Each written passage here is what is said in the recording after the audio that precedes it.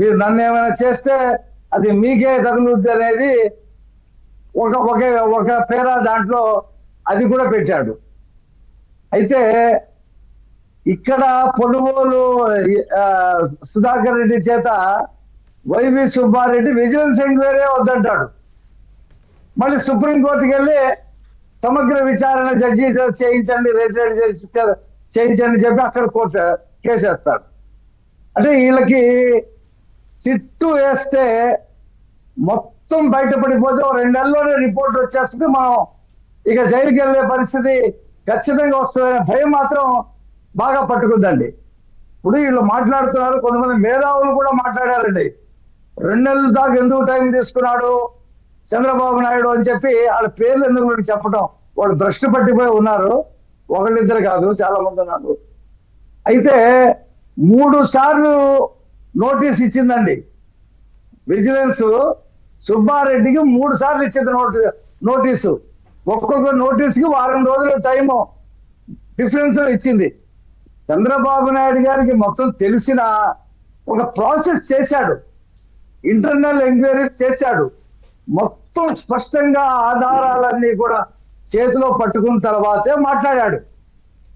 అయితే వాళ్ళకి కంగారు పుట్టుకొస్తుంది. సిట్ అనేటప్పటికీ ఖచ్చితంగా ఇది సిబిఐ లాగా వివేకానంద రెడ్డి కేసులాగా 6 సంవత్సరాలు, జగన్మోహన్ రెడ్డి కేసులాగా 12 సంవత్సరాలు లాగటం కుదరదు. ఇతను ఖచ్చితంగా సిట్ వేసేస్తాడు.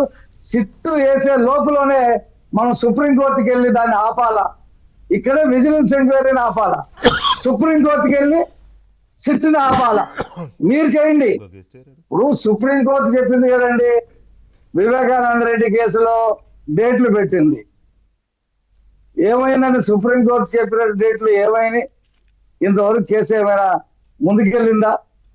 కాబట్టి చంద్రబాబు నాయుడు గారి పనితనం మీద వాళ్ళకి తెలుసు, మన తాట తీస్తాడు, ప్రజల ముందు మనల్ని నాకెడ్గా నుంచోబెడతాడు, ప్రజలు మనల్ని చెప్పులతో కొడతారు అనేటువంటి ఒక భయం ఏర్పడిపోయి, అసలు ఇంకోటండి వాళ్ళు మనం డిస్కస్ చేయాలా, 4 రిపోర్ట్లకి 4 నెంబర్లు వచ్చినాయి ఏంటని చెప్పి దాన్ని ఈకా పీకా లాగి డిబేట్ పెట్టారండి వాళ్ళు. 4 శాంపిల్స్ పంపిస్తే 4 నెంబర్లతో ఇచ్చారు వాళ్ళు. ఆ గుజరాత్ లో ఉన్నటువంటి నేషనల్ డైరీ బోర్డు దాని మీద డిబేట్ పెట్టేశారు. 4 నెంబర్లు ఎలా ఉంటాయని, ఏ శాంపిల్కి ఆ శాంపిల్ నెంబర్ ఉంటుంది అనేటువంటి ఇంకిత జ్ఞానం కూడా వాళ్ళకి లేకుండా మాట్లాడుతూ ఉన్నారు. ఇవాళ పబ్లిక్ డొమైన్ లో వాళ్ళు అయిపోయారు సార్. ఇక వాళ్ళకి నేను వైసీపీ అని చెప్పి గ్రామాల్లో ఎవరైనా వెళ్తే చెప్పులతో కొట్టే పరిస్థితి వస్తుంది.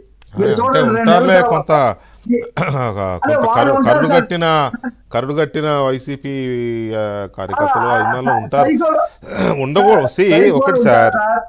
ఒకటి సార్, ఏ పార్టీకైనా లాయల్ కార్యకర్తలు ఉంటారు, నాయకుడు అంటే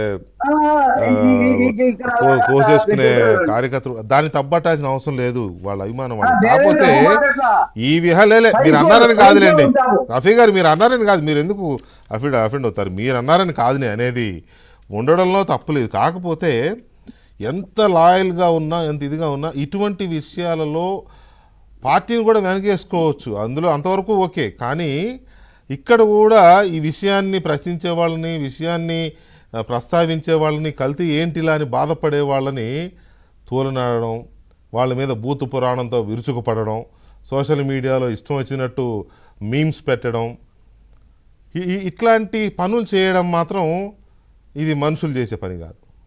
బాహుబలి సినిమాలో కాలకేయులు లాంటి సైన్యం అవుతుంది అది, లాయల్ సైన్యము. లేకపోతే మేమేదో పార్టీకి లాయల్ ఇష్టం అని మీరు అనుకుంటున్నారు, కానీ నో, మీరు పార్టీకి లాయల్ అవుతుంది కానీ ప్రజలకు లాయలిస్టులు కారు మీరు. ఎందుకంటే మీరు ప్రజల్లో ఉంటూ ప్రజల మనోభావాలను గౌరవించినప్పుడు మీరు ప్రజల మనుషులు ఎలా అవుతారు, మీ పార్టీ ప్రజల పార్టీ ఎలా అవుతుంది? అది మినిమం, జస్ట్ మినిమం ఆయన మీరు మారతారనే ఆశయం లేదు, మీరు మారతారని నేనేం చెప్పడం లేదు. కానీ ఏదో ఎక్కడో ఒక చిన్న మినుకు అనే ఉంటుంది కదా, అరే ఇవాళ కాదు రేపు వాళ్ళే మారతారులే అని.